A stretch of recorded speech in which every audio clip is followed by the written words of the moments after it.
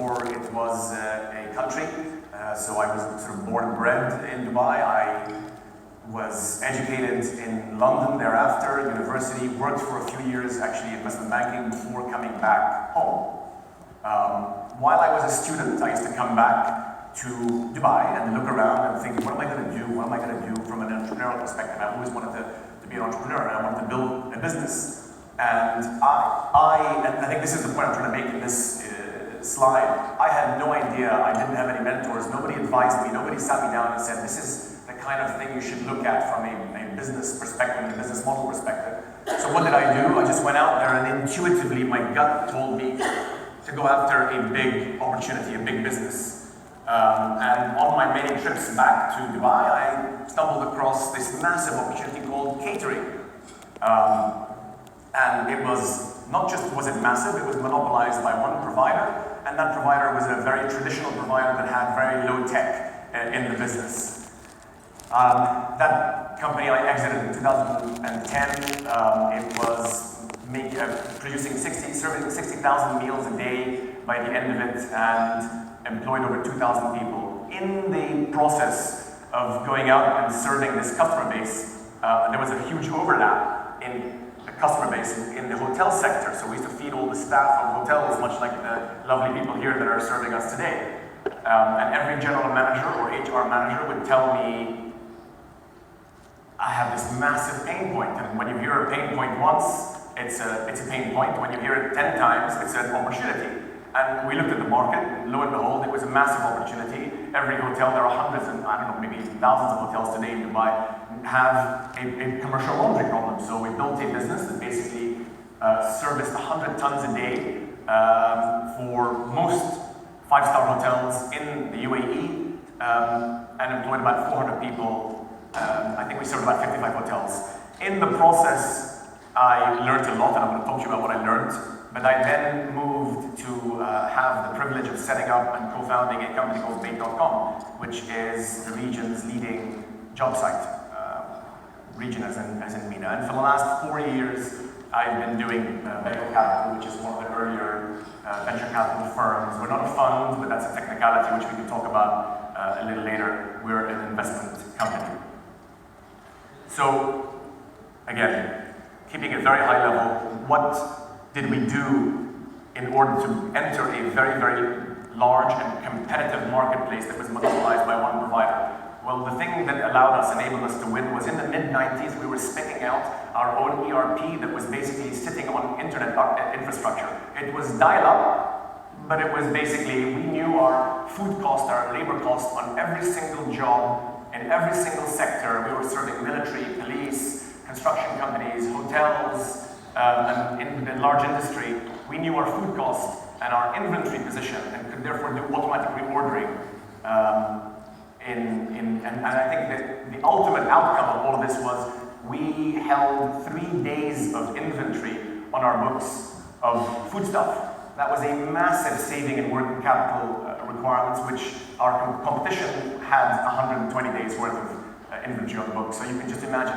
We invested that money, just think business model here, we invested that money that we saved in assets. So we'd go to our customers and say, we'll build your kitchens, but give us 5-year, 10-year contracts. And therefore, in a business that is actually competitive and difficult to differentiate from certainly a large player, we were able to lock in, and that's a theme that I'm going to be talking about today. So we were able to create lock-ins, at least in the medium term, enabled us to build a profitable business, grab market share, and create some sort of defensibility. We did the same thing in the commercial laundry. We basically were processing linens at 50 Celsius. Our competition was doing it at 85 Celsius, a whole bunch of steam recapture and heat recapture and so on and so forth. A lot of RFID, a lot of automation in the business where we spent money on CapEx, but our OpEx was extremely light, and therefore we were able to build a profitable business and take a large market that was actually being served at the time by lots of fragmented traditional players. Now I know this is not the typical background of this kind of conference, given that it's all about technology, at least internet and digital, but you get the point here. Technology was the key ingredient for us to go in there and really disrupt traditional industries. I think on the bait front, it's obvious what we did. We disrupted the print industry. using the internet at the time to distribute content, which is CDs, people. And we're trying to do the same thing through BECO. What did I learn? So I've been told I have 5 minutes, so I'm going to fly through what I learned. But basically, and for those of you who haven't read it, it's a fantastic book, 0 to 1, Peter Thiel. When I actually pre-ordered it, so I got it on my Kindle the day it was distributed. And I remember reading it in 3 hours. And when I was reading it, I have to admit, I enjoyed it so much because a lot of it related to my personal experience. And that was building a competitive business is pardon my friend says, a shitty thing. You don't want to do that. And I tell you something, one thing that we find is our responsibility is to actually inform people that we speak to. We process also about 400 applications, expressions of interest a year today. We probably even do 500 this year. And it's our job to tell people why we don't invest in them. I think that's the greatest give back in a very transparent and concise manner, so that if they're smart and they believe what we're saying, they can either pivot and try and find those things that make a great business.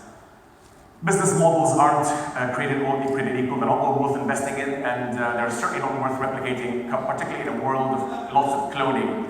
More, I'm sure, in a bit on that. Distribution. So we were the first company in all of these businesses to actually build a professional sales force and actually go out there and knock on doors. The best thing about it is it created a huge amount of pipeline in catering contracts, laundry contracts, and companies that wanted to recruit through BECO.com, that you actually created so much demand that you didn't have to entertain price pressure. It's another way of building a great defensible business, but it's something that's not necessarily sustainable over the long term. But these are things that we learn the hard way when you're in that business and you have to innovate. And ultimately, the conclusion is defensibility is, I think, the most important thing, thank you, that anyone can build for in a business. Now, there are many ways of building defensibility. I think intellectual property is one of the most powerful and most sustainable ways of building sustainability and defensibility, sustainable defensibility into a business.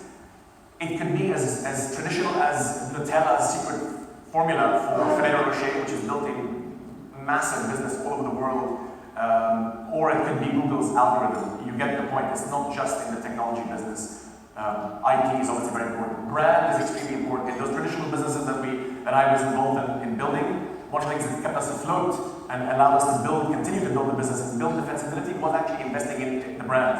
And obviously investing in systems, and a lot of tech went into building systems so that we could scale efficiently and profitably. And then work culture.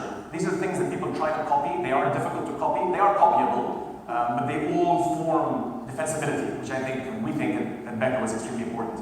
Why am I saying this? Because we get out of bed, what gets us out of bed in the morning, immediately, I was inspired by all the wonderful stories you told earlier. So we want to make an impact in the region. And the way you make an impact, we believe, is by building or investing or finding the next, whatever that business is. I don't want to tout just our portfolio companies, but the next business that is defensible, that can hire lots of people and pay people extremely well and grow an ecosystem. Our 8 portfolio companies combined employ just about 500 people, and these are companies that are growing at 100% year on year for the most part. So you get the picture, and they pay, if you benchmark them against what they otherwise would have, what jobs they would have taken on, they pay a significant premium. What do we look for? Complete teams. So we drink the Kool-Aid. I drink the Kool-Aid. When we set up the first business, BECO.com, we hired and assembled a co-founding team of somebody who had deep domain expertise to build the product, somebody who could market it, somebody who could finance it, and somebody who could sell and distribute it. And the same thing we live by at BECO. So very early on, we basically built a founding team that had very specific domain expertise in VC investing or origination, VC investing, structuring, post-acquisition, and governance. And that's a team at me 15 years older, but I'm on the left as well. And there's my colleague, Yusuf. The second thing we look for is it's got to be transformational. If it's incremental, we won't touch it. This is how you're used to, even in Dubai, go looking for a place to rent or an office to rent or buy. And this is how you do it still in Saudi today. There's a tremendous opportunity to revolutionize that digitally, and that's what we're doing with one of our portfolio companies, Property Finder. And that's how you do it today from the convenience of your phone. We're riding on 2 key themes. Emil, again, thank you for the the prelude, we spoke a lot about the macroeconomics and the macro drivers. The two drivers for us are, we have the highest growth rate of middle-income consumers in the world, in the GCC, combined with some of the highest penetration rates of digital distribution through the phone. And when we look at businesses that have scale, we look at businesses that can actually create new use cases. I'm going to go 1 minute over, if you don't mind. And new use cases are things like Kareem. So my children are able to get around Dubai now without having to depend on me or a driver. And they are mobile, and that's a new use case that didn't exist. So when you actually did a total addressable market for Kareem, and the same thing for jobs, we went and counted the number of job postings in newspapers and said, shit, there are 10,000 jobs in UAE. Well, guess what? There's 50,000. And so they came out of new use cases, and that, from a scalability, is very powerful. I won't talk about defensibility, but I think what we're seeing here is the next few decades of business model is the platform business, and that is network effects are extremely powerful, and that goes back to Metcalfe's law, which says the value of a network is increases in value in a squared manner from a mathematical perspective. The number of people that are in that system. So obviously, one person on the internet is useless. 1 billion people are extremely useful. We look for switching costs and lock-ins as well. Final note: some of the things we do for our companies, we can talk about that now in Q&A. Is we spend 50% of our time on post-acquisition, and that is getting them into new markets, Saudi and Egypt being the 2 biggest markets, and that's not just licensing, that's actually everything from operations to staffing and office and so on and so forth. Key partnerships is something that we get involved in where we have strong networks and strong relationships. Sales and distribution, that's not us going and selling for them, that's us helping them design the sales and distribution strategy and mechanism so that there's a profitable unit economics in acquiring customers. And one of the last things, since I'm short of time, is funding. So I know that a lot of you in this room are my peers, and we co-invest together, but when the ticket sizes become very large, as we've seen in the case of Kareem, and we have a few others raising mega rounds as well, you need to find private equity investors from the region or international growth and VC investors. And that's something that we work very hard on from the inception of the investment so that we can have these larger rounds happen and build these amazing businesses. Thank you very much.